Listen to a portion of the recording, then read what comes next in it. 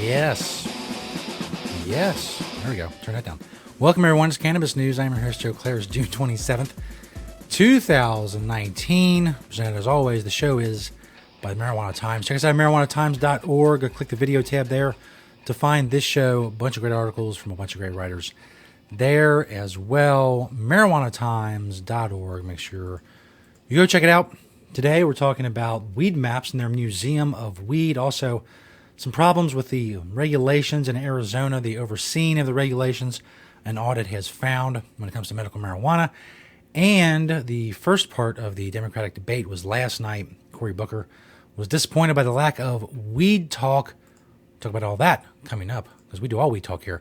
But first, of course, Nature's Side is an awesome sponsor of Cannabis News. They've been with us since the beginning. Grow safe and poison-free with their organic, all-natural pesticides. Don't use harmful chemicals on what you're growing. Don't use banned pesticides.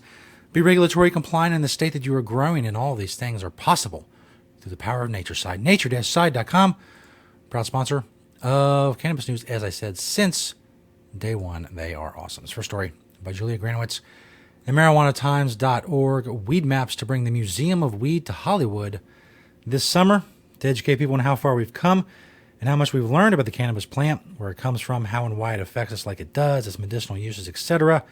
Weed Maps is bringing a 30,000 square foot pop-up Museum of Weed to Hollywood, California. We're at this point now where there is some cannabis normalization, Weed Maps CEO Chris Beals told CNN Business, where they're already starting to forget that there have been people who have been in jail because of prohibition.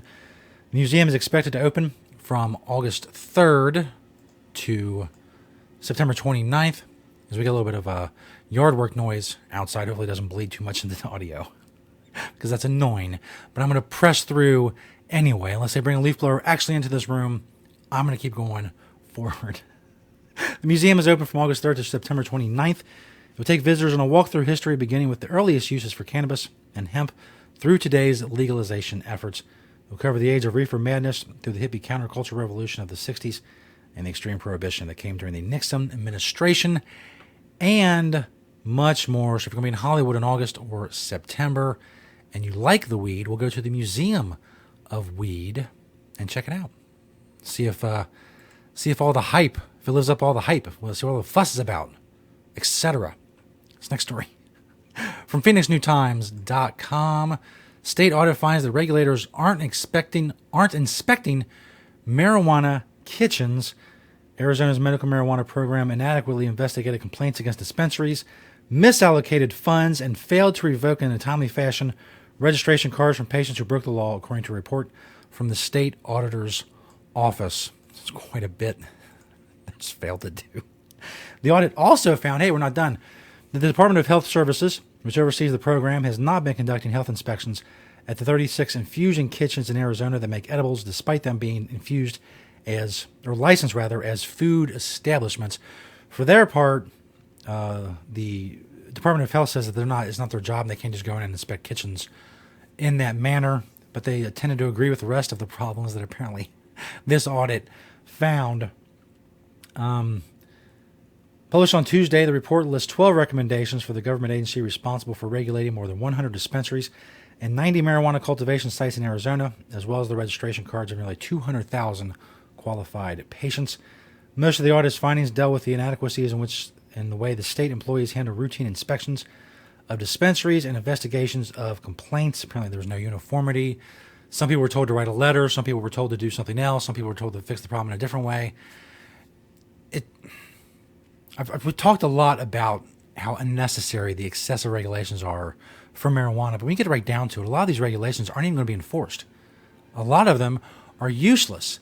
And that's one of the problems I have, one of the many problems I have with the we should regulate everything crowd, is that not only are the same things still going on under the regulations that the regulations are supposed to be stopping for the most part, you also get this extra level, this false sense of security. You think to yourself, oh, well, the regulators are checking the beef at McDonald's, or they're checking the wheels on the carts at Walmart or whatever. Or they're making sure people aren't braiding other people's hair without a $2,000 license. The important stuff.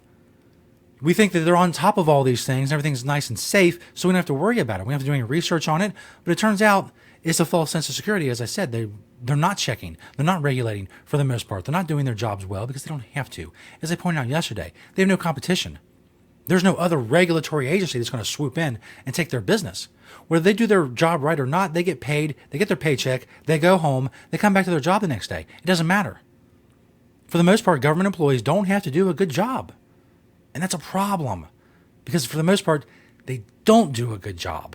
They don't do an adequate job. And we're sitting back thinking, oh, well, the government's got it taken care of. These government employees, they're on it. They're thorough. They're gung-ho. They're motivated. They're ambitious. They want to do the best job they can. And for the most part, it's people in a dreary job trying to make a paycheck to feed their family. They're not trying to change the world. They're not trying to make sure that your weed brownies are regularly inspected. They're trying to feed their family. They're trying to live their lives. They're trying to take care of their own problems. And that's one of the things we expect them to do, these jobs with little incentive, with little consequences doing a bad job.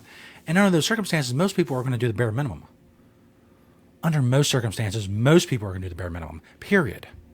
And when you give them no incentive, you give them no consequences, what are you going to get? The bare minimum. That is what you have. Now I have people yelling right outside the window in the middle of the show. That's unfortunate.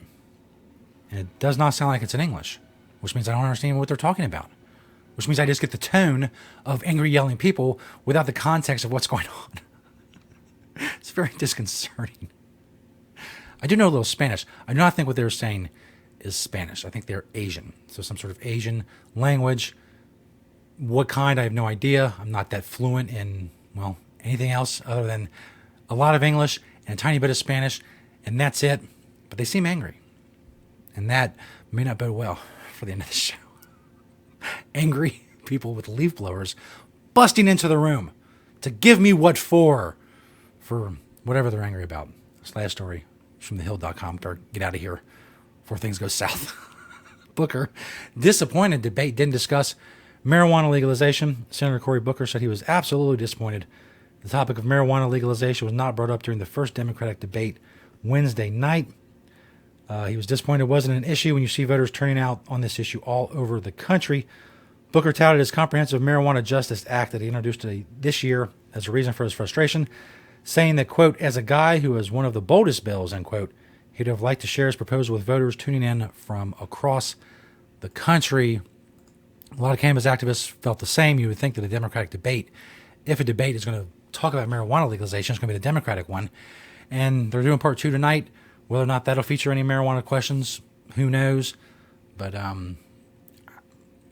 it's not a priority for the Democrat Party, obviously. But I did read an article earlier about how they didn't really talk about Trump much either. I didn't watch it. I have a life, but they didn't really talk about Trump much either, which is weird considering Trump is the focus of their ire, if you will, on the Democratic side. And if they really want to energize their base, I would think that going after Trump would be the thing. But right now they're kind of fighting each other, and that's going to weaken them and help Trump. I don't know if that's politically the smart thing to do, but I'm not a political person. Like I said, I didn't even watch the debate. I just know that they didn't mention marijuana because Cory Booker said they didn't, and he was there. And I think if they would have said something, he probably would have remembered, given his track record on the issue. But maybe they'll bring it up tonight. Maybe not. Either way, we got to keep moving forward. We can't count on presidential candidates or regulators or anybody to do this job. We got to get it done and do the best we can in overseeing that they get their part done, which, for those of you watching on audio or listening on audio, for those of you listening on audio, I'm shrugging sarcastically. I don't know. They're going to do their job. Thanks, everybody. I'll do my job 5 days a week right here on Cannabis News, MarijuanaTimes.org. Search Marijuana Times on YouTube and Vimeo. If you want the audio version of the podcast, check Apple Podcasts for that.